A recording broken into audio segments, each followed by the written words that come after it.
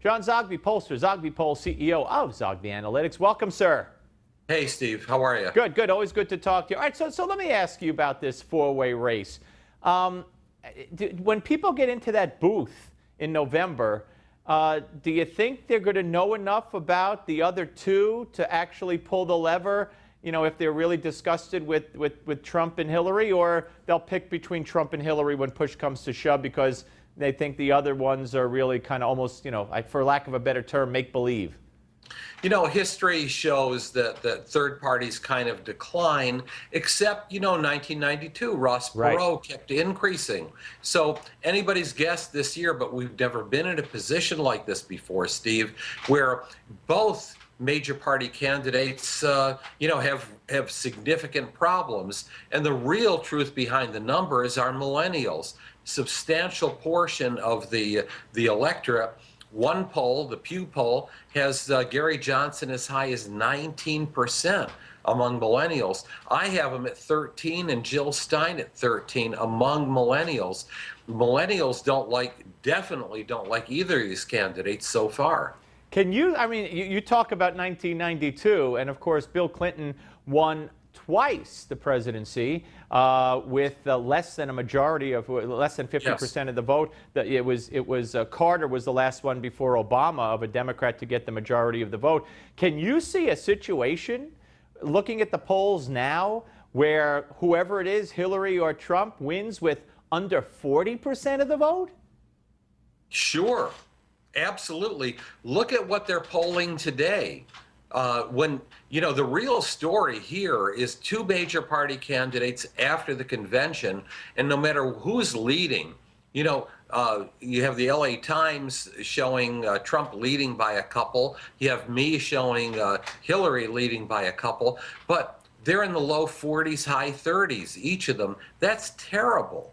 So sure, you know, obviously, somebody like Gary Johnson, who is actually drawing from Hillary, not only drawing from Trump. If there's money, he can really make a dent. He can make a dent, especially among younger voters, and he's on the ballot, I think, in almost all, if not all, 50 states right now as we speak. Yeah, very, very interesting. Oh my God, that would be such a disaster for this country, really. I mean, with you know, with that kind of results. But let me ask. Yeah. All right. So let me ask you about these voters that you've been writing about and you've been discovering, who were George W. Bush voters, and they went to Barack Obama, and now they're coming around to Trump. How significant are they, and who are they, and can they make a difference?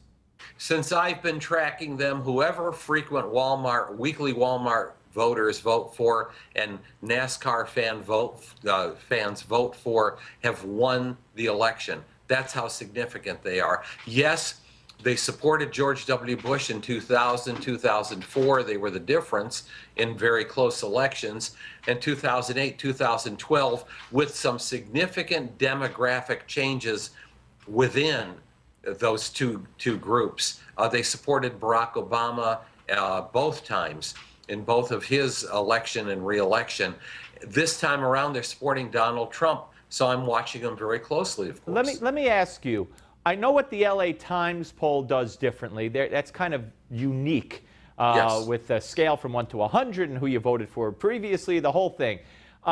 But you and even Rasmussen, I'm not comparing you to Rasmussen, don't get me wrong, but why do you have it so close in your last poll, 38-36, Hillary over Trump with the other two in there as well, and the other polls have it, you know, 8, 10, 12. Tell me why you think that is, and why you think, obviously, you're right. Without getting into too many technicalities for your viewers, look at LV versus RV. Likely voters, that's us, that's Rasmussen, that's LA Times. Others, you're going to see registered voters are all adults. World of difference. Who is really going to vote? Right, and traditionally that's been borne out, correct? It has been. Worked for me. Yeah, yep, you're the greatest. I always value having you on. Great to talk to you. I know we'll talk to you again real soon. John Zogby, thank you very much. Thank you, Steve. All right, and we're coming back, folks, with the host of the Julio Rivera Show. And guess who that is? It's Julio Rivera. Don't go away.